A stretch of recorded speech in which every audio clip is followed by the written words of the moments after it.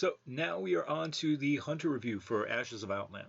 So one thing with Hunter, Hunter, they like to go face. And if they can't go face, then they like to control the board. And they have a lot of powerful tools from the year that let them control the board.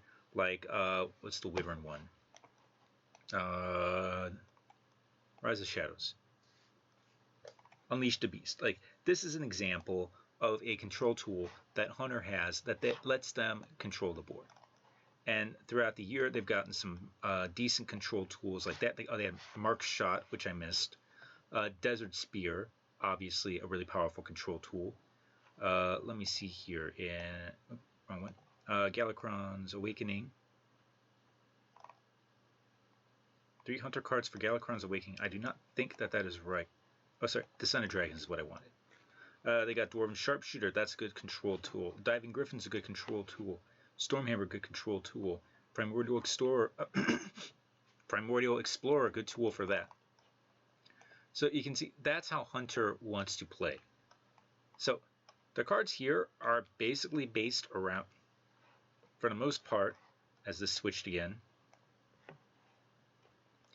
the hand buff mechanic, hand buffing beasts, which we've seen this mechanic before. It's a fine mechanic, but the problem is like there's no real payoff card.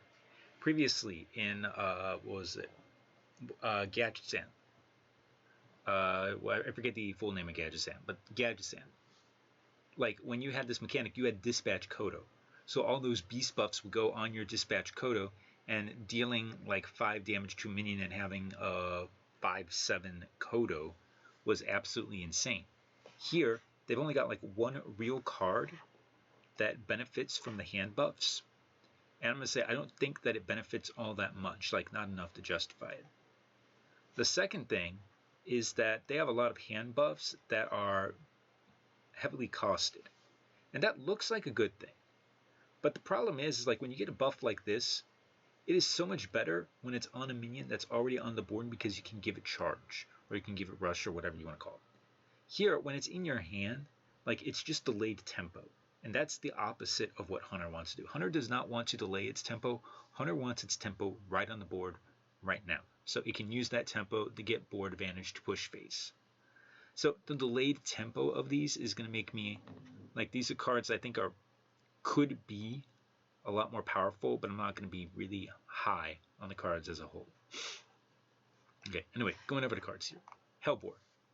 Hellbore. Trog Beast Rager was a card that got like 20 points for doing this to beasts. It's a death rattle, but it's still going to do this to blood. So it's a 1 mana, 2/1. It's going to buff a beast in your hand. So it's a good card. It's a 3-star card. Okay, Imprisoned Felma. Dormant for 2 turns. When this awakens, attack random enemy, random enemy, not minion. So double cost, 4 mana, 5/4. Charge a random enemy. That would be a fine card. That would be a 3-star card. Like it's a little like it's going to kill something. That's going to happen. It could go face, which depending on the situation is good or bad. But yeah, just solid card, 3-star card. Pack Tactics. When a friendly minion is attacked, summon a 3/3 copy. I would compare this to Snake Trap. I would compare this to Venom Strike Trap.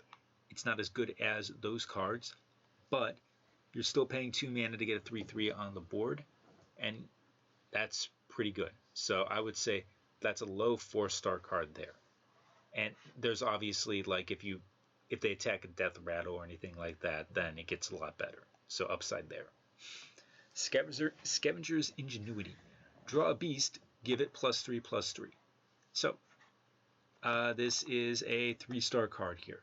So the reason being, draw a beast, 2 mana, draw a card is mediocre.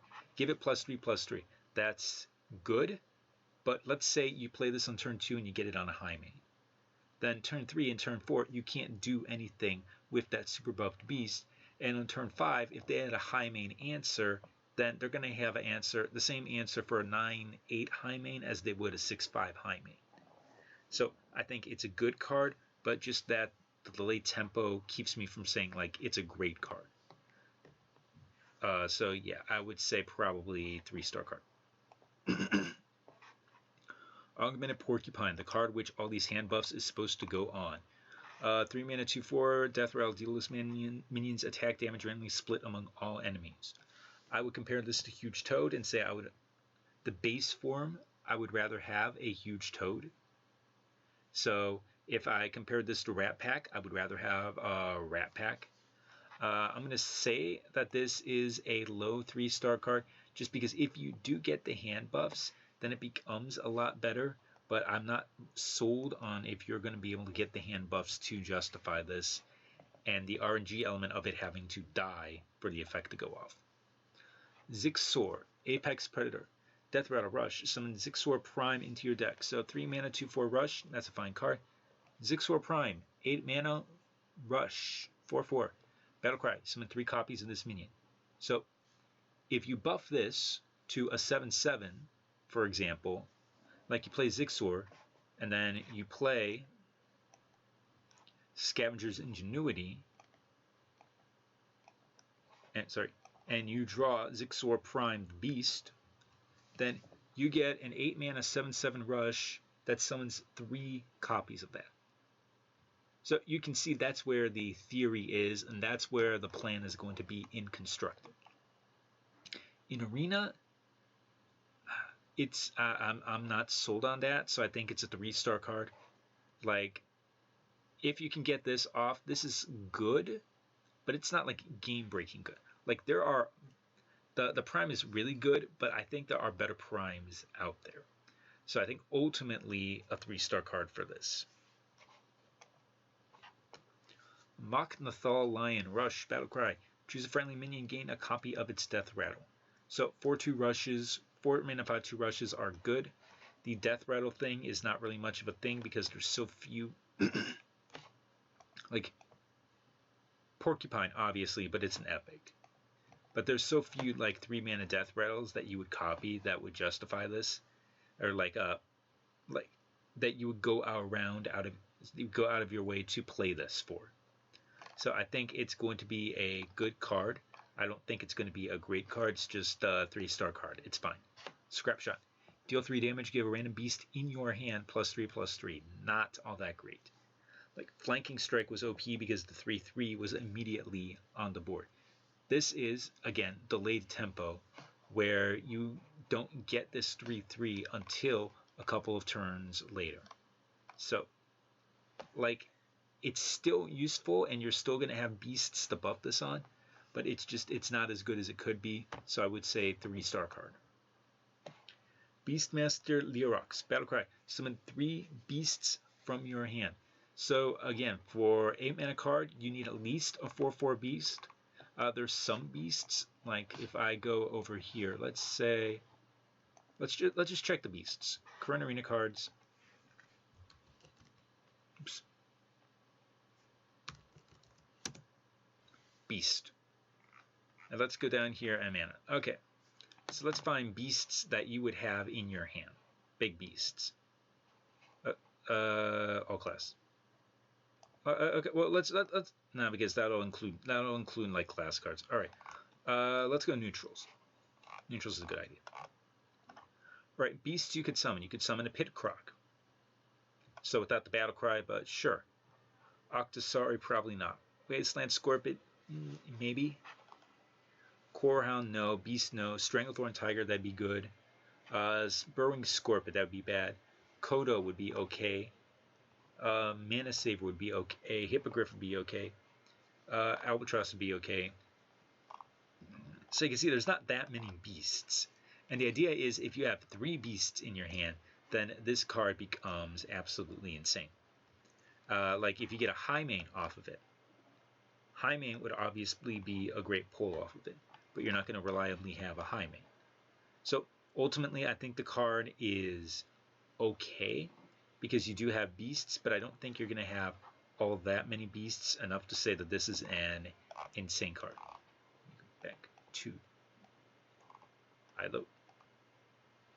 So yeah, this is, because of that, 2 stars, possibly a 3-star card.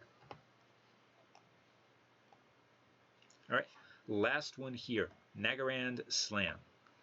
Summon 4/3/5 Cleft Hoofs that attack random enemies and can include the face. So easiest way is to compare this to the now unnerfed, the nerfed version of the now unnerfed Call of the Wild. 8 mana Call of the Wild was one of those 130 cards that just completely broke the game. 9 mana Call of the Wild was a card that just super strong. It was still super strong in Arena. 9 mana Call was a 6-star card by far. This, if you take a look, a 3/5 beast that attacks a random enemy minion, or attacks a random enemy. I would think that would be about equivalent to any of the 3 animal companions. So you take a 9 mana spell, and then for 10 mana, you give it a 4th version of one of the animal companions. And yeah, that's obviously a 6-star card. That's obviously a card you're going to want to take. This is a great card. It's earned 10. There's a chance that it can push a lot of damage face unexpectedly. The 3/5s are probably going to live unless there's like a really big thing on the board. And if there is a really big thing on the board, they're probably going to be able to handle it and leave a body around. So yeah, just completely premium card, 6-star card. All right. And that is Hunter. Like, outside of Nagger and Slam, I'm not really sold. Where are you? Okay, there it goes. Outside Nagger and Slam, I'm not really sold on the package. I think the package is fine, but I don't think fine is good enough, and I don't think Hunter is going to do all that well in Ashes of Outland. Okay, going into the next set after that, that one is going to be Mage, so I will see you there.